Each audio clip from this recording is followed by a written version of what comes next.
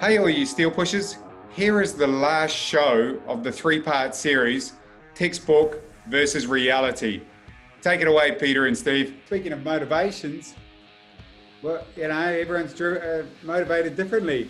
A lot of people, we all need the money, of course. We all got to live in this world, and Australia is not the cheapest place to live. And if we've all got our different hobbies, and Mick Brown's, all these marketing geniuses around the country, around the world, all bloody firing their marketing at us. So half the time we've bought stuff before we realise what the hell we were buying it for.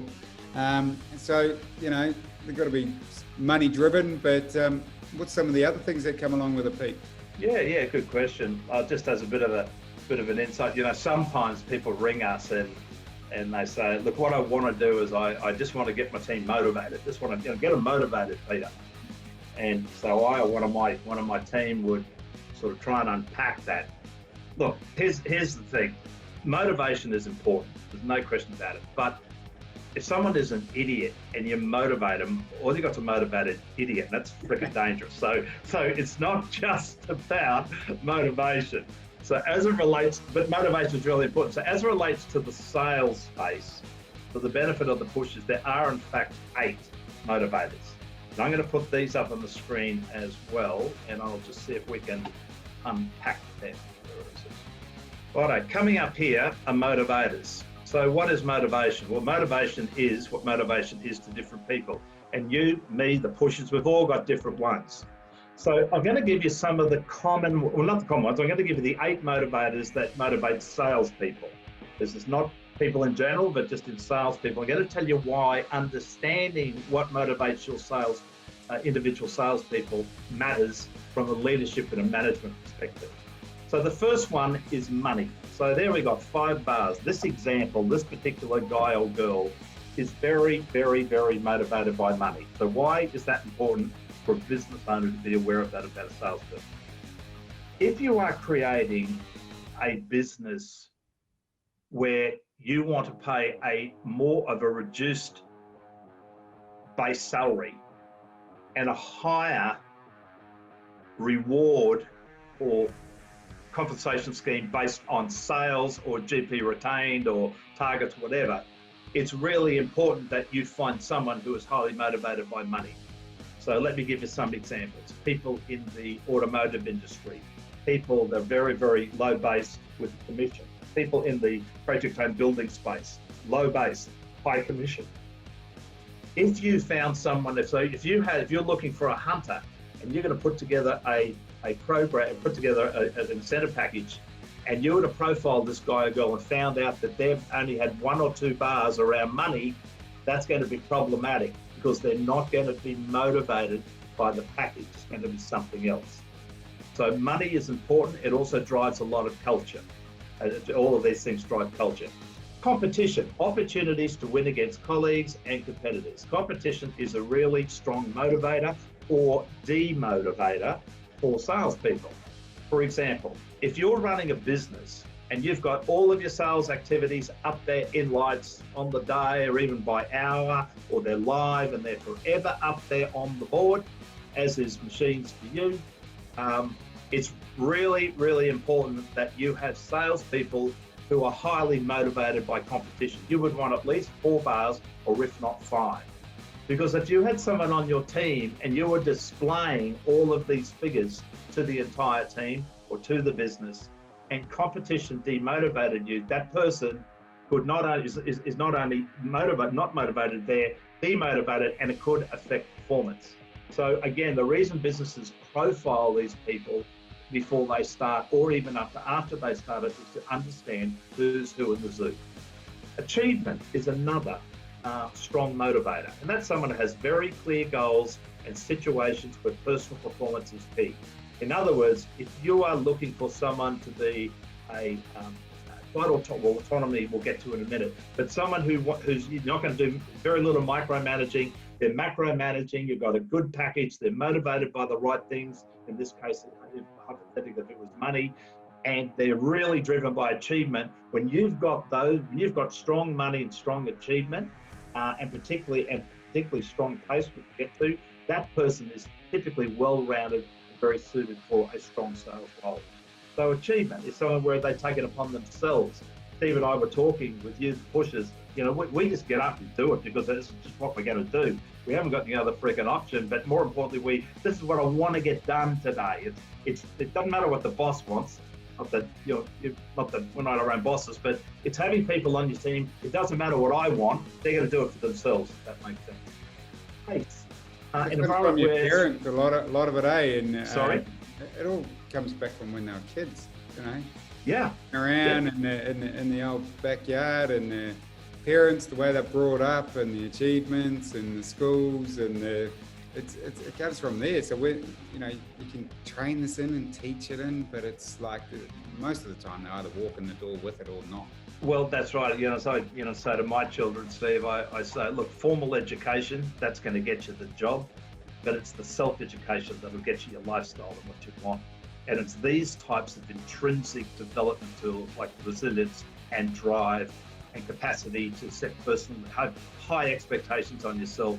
The formal education, that'll get you what you need or get you the job, but it's the self-education and the personal development. So I totally agree on you. But that said, I have seen adults who have lacked in a number of these areas who are committed to betterment. If they got the motivation to improve, they can certainly develop a lot of these things. Social contact, having the capacity to deal with people throughout your workday. Many people, believe it or not, in sales are actually introverts. When they go home to their family and friends, they're happy to turn the phone off. They're not looking for 10 to 20 people in their home for a Sunday barbecue. They just want to stop, And I'm very much an introvert. But if you were to see me socially, what you see here is completely different. It's not that what you're seeing is fake. It's just this is what I need to do to flex my style to create social contact, achievement, and that's what drives me. But when I go home, it's a different thing. So it's about floating in and out of these things. Does that make sense to you, Steve? Absolutely. It's interesting you just say with the social contact, and that's been one of the, over the last 5 months through this COVID period, that's just challenged a lot of people, hasn't it? Because they're, usually really social on the other side of the coin. They're really social, and then all of a sudden they haven't been able to do that, and then they're wondering why they're not sort of feeling the same, or it's because they've lost that social side of it.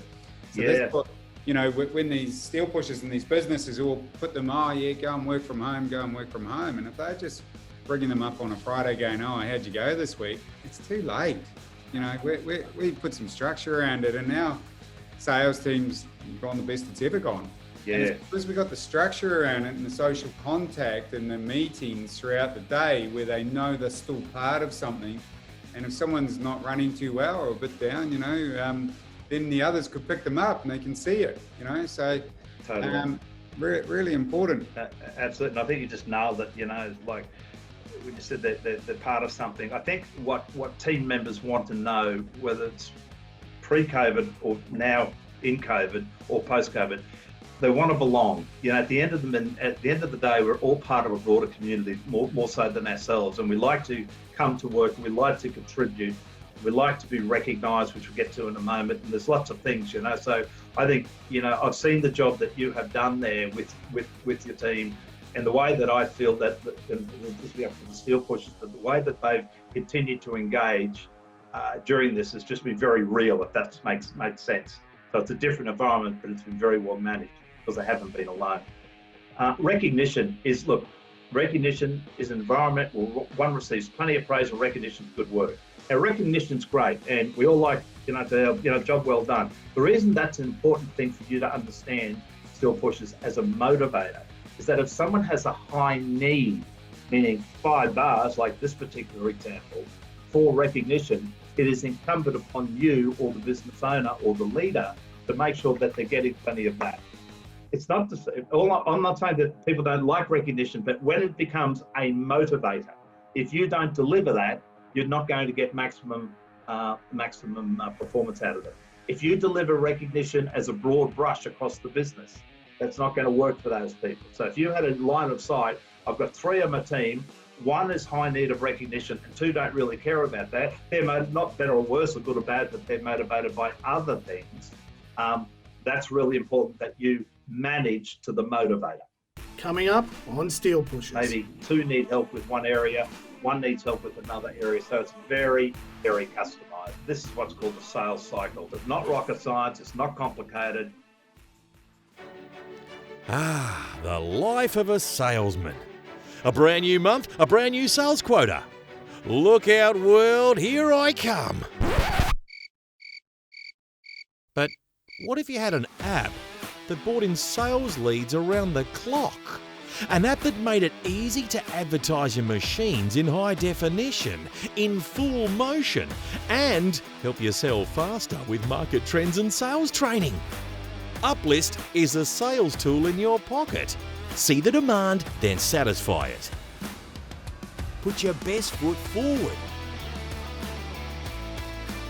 Helps right at your fingertips. Highlight what your buyers want to see. When your sales pipeline's thin, hear the ding, be the king. Buy better, sell faster. Coming up on Steel Pushers. So you can look at that data and go, this person needs help in these key areas. And we just don't want a customer, we want a customer for life. And that's how you know that you're tracking with high-performing salespeople. Hey, Pete. Yes, I was yes, mate. thinking, these poor steel pushers are out there going, well, how the hell did they come up with this score? Maybe we should give them a bit of insight into what this whole gig is, you know? Oh, right. Because they're all sitting there, because I was just thinking then, maybe they don't even know what the whole system is, and they probably don't. Right, okay. So what it is, Salesmasters have a channel partnership with a company that creates this data. It's a global entity called SHL, so I'll publicly admit that. You can check that out on the web. They're a massive organisation, publicly listed in London and in the New York Stock Exchange. We have a national channel partnership with them, and what we do is we access what's called psychometric assessments in an area called sales effectiveness. So what does that mean? If you wanted to find out what this would be, how do I get data for a new recruit or one of my current recruits? You can contact either myself, I think contact Peter McKeon at salesmasters.com.au, put an inquiry in, say, Pete, I saw you on the thing. We would need to get the first name, surname, and an active email address of the person. We would then forward that on to the person. They would complete the assessment. The data would come back to us. We would correlate it and then present it back to you, the business owner, in this type of a format, and then give you some feedback and go from there. So it's a very, very simple process.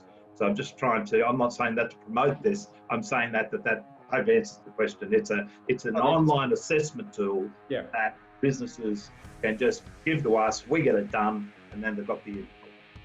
Yeah, so the candidate, what did it take? About an hour and a half? Takes about an hour and a half, yeah. There's a whole heap of questions, and they've got to keep answering the questions. Then it spits out the starter at the other end. At first, I was a bit skeptical of the whole thing, but the more people I've employed through doing it, it's showing up some things, and we've actually skipped employing some people who probably thought they had the job, and because when we did this, it showed up the things that we weren't looking for. So that's right. I think it's helped us anyway.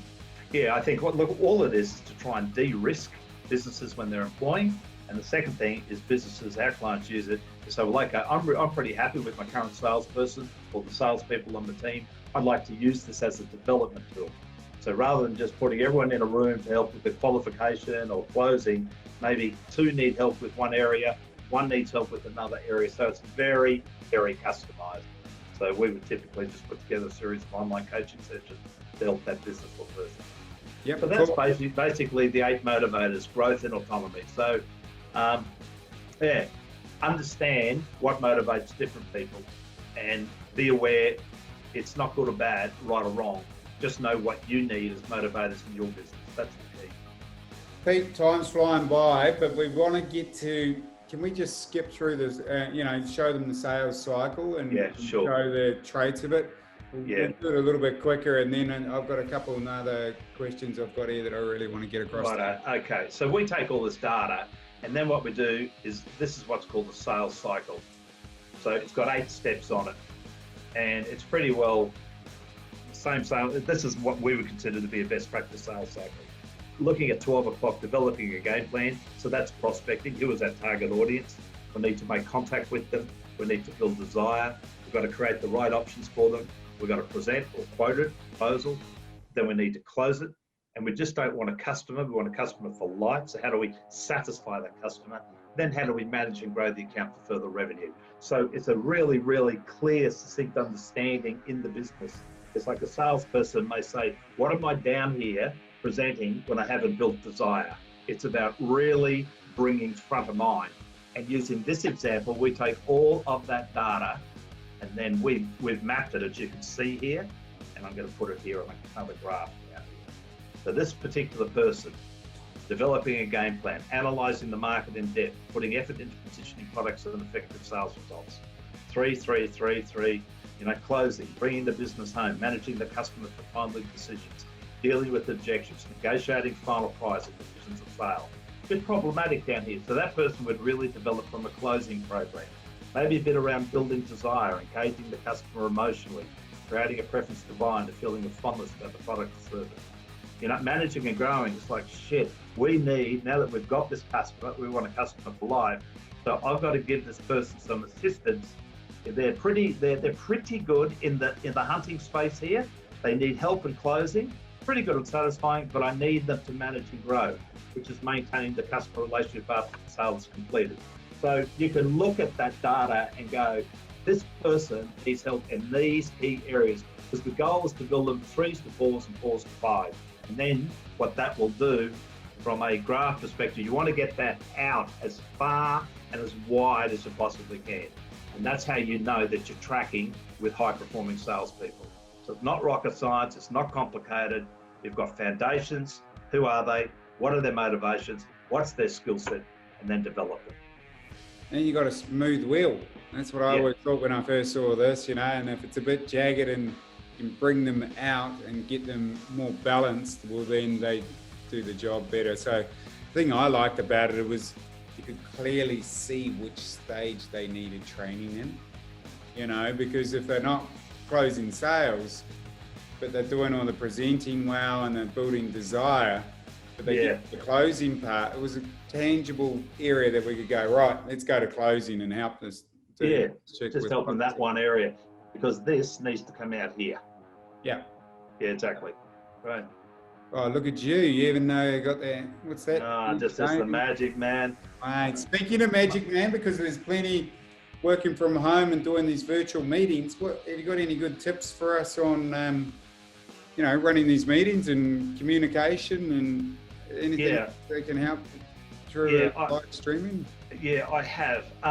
One of the challenges with online communication has been the lack of eye contact. People are looking down at screens. There's a recent research, a discussion paper that I read yesterday. They're all looking down at screens and around.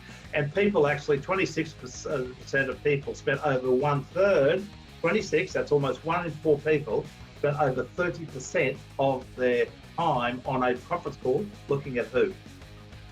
Themselves. Hey, exactly. Exactly. It's been working out, hasn't it? So everyone's having a look, and there's I'm doing my best to make as much eye contact as I can. So it's been challenging. So it's about seeing if you can position your screen to make sure you're getting as much eye contact as you possibly can. I think the content in terms of the online learning today, shorter is better than more. And I think in the meetings, they need to be single topic, not multiple topic things. People just can't digest it. I know there's been a massive acceptance to online communication today. But just repeating a couple of key tips: eye contact, stop looking at yourself if you're engaged, and try and use, have you heard of a Mentimeter? What? MENTIMETER. So everyone Google that at the end of this Steel Pushers program. MENTIMETER. Mentimeter.com. Go and Google that, and that's just one example of using some online tools that you can become far more interactive with. And maybe at another example down the track, That might be something, Steve, that you and I and the Steel Pushers could potentially do. It's a bit tricky, but when you get the hang of it, it's engaging. So why am I sharing that? Trying to get more engaging tools rather than just this dialogue. Single topic and shorter is better. I've got a couple of rules around it too. Yeah, go hard. Bloody normal meeting and be on time and be ahead of it, and test your freaking internet. The amount of, I had an interview yesterday. If the guy watches this, he's got to know. It was like, lady, I'm like, what sort of internet you got at home? Oh, I'm with Optus or something or other. I'm like, bloody hell, have you heard of Telstra? Or, you know, I'm not trying to promote Telstra or anything, but Jesus, have you tested this? Did you? Get me on the NBN or get something. Oh my God, it was like he was on dial-up. Remember the old one that yeah. the motel, and it was like trying to go. And then I said to him, mate, this ain't working for me. I'm getting every third or fourth word, and I'm getting a bit frustrated here, to be perfectly honest. Yeah. And he says, oh, righty, I'll come back to you. I'll try the hooking into his phone, and that was just as bad, mate. So test that. Plus, be on time, be early. Don't be eating. Old Hamish copped one over the knuckles one day. We turned up to the meeting in the morning. Young Hamish there was still eating his breakfast. Another day, he turned up in a hoodie, so he got told off for that too. I think it's like if you were having a meeting face to face, that's how you should be turning up. Yeah. Meetings. That's pretty good house rules. Yeah. I also think, just from a work perspective, you notice how a number of people turn up and they're unshaved and it's been 1 or 2 days, and I just think that there's value from a behavioural perspective. Get up out of bed if it's online, at home, get yourself locked and loaded, get your standard dress on, have a shower, shave, you get ready for work. I just think that's really, really important. When those behaviours and disciplines start kind of dropping off, that's got consequences. 100%. And then it's the environment. We've, all the staff have got stand-up desks at home if they want to stand up, and, the extra monitors so they can see because they're sharing screens lots. Give your team the tools. Test their internet. There's websites you can go to test their thing. I mean, we had to have a checklist. We put a checklist in place when they went and did it. So we're probably a bit further along than most, but plenty of businesses, some big businesses. I was in a meeting with a big finance company the other day, and the guy turned up sideways. I'm like, Jesus, mate. Hello. Like, shit. One of the managers high up in his finance company. I'm like, you're not traveling too well, mate. Is this your first Zoom meeting or what's going on? Exactly. Hey, I'm sure Friday Arvo, we better give these cut these guys loose. Tips they can take away, and then they can go away for the weekend, have a nice weekend. So what do you got, Pete? Yeah, right. I think there's a couple of things. We spoke first off in part one about why sales training doesn't work. So if you're going to invest, as I said, not just money, but something far more valuable is time. It's really important that you find someone that you can collaborate with, that you feel is a trusted support advisor, that you can actually engage with and get some customized content. But that alone is not enough. You have a responsibility, the participant has a responsibility, and the sales trainer has a responsibility. So make sure that if you're going to do it, you understand what is the purpose of this development program, and have some really strong consequences and accountabilities, both for the sales training company and for the salespeople. Make sure the business holds both of those entities accountable. First thing. Second key point, I want you to really think about your business, hunters or farmers. Big difference. If you recall that the hunter was the new business development manager. They're really the rainmakers of businesses today. And they've got a very, very, very different set of skills, as we outlined in that SHL sales report, a very different set of skills to a farmer, which is more of an account manager. Make sure if the reality of your world is such that you have only got one to do both, make sure that that person has the capacity in terms of new business development, because the farming, relationship management, and the account management side of things is much easier developed and trained. If they don't have it, develop them. Make sure that you're consistently developing your team internally. Don't blame them, train them. If you look at businesses like Machines for You, they're consistently ongoing, and not just with Salesmasters, because there's other businesses where the businesses needs other expertise in different areas. It could be IT skills, it could be whatever it is. Just make sure that you're investing in the greatest investment on earth, which is your people. And I think really that my last takeaway from today's program, guys, give some thought. It doesn't have to be ours, but someone's, but make sure there's a lot of crap out there too. But profile your people, know your people. Just understand who are they really, and then look at how you can support them and develop them. See if we can get more transparency into our relationships with our salespeople, more authenticity. And I think if you do that, it's really going to stand you and them, and by extension, everyone in good stead moving forward. So I hope that's brought you to a bit of that. Mate, that's brilliant. You know, the structure, yeah, it's so important, isn't it? You've got to have structure to the whole process, because then you can know where you can really help people and fine-tune people. And, you know, when you've got clear segments to work on, and then you see the improvement, it's pretty exciting for them and it's exciting for the company. Absolutely. When you get those equations right. So, mate, you're an absolute legend. I've enjoyed having you on the show again. I reckon you could get another invite from young Heather there, Right. for a third time, because I rection you're delivering. I want to be the first to do 3. Hey? I want to be the first to do 3. Not that I'm competitive. Yeah, your competitive scale, that probably would have been up in the 5s, I reckon, you and I. 6 bars. They couldn't fit it on the page. I could have a decent arm wrestle, I reckon we'd go right. All right, you steel pushers, I hope you've enjoyed the show. Have a fantastic weekend over here at Machines for You. And steel pushers, we buy better, sell faster. Have a great weekend. See you later. See you guys.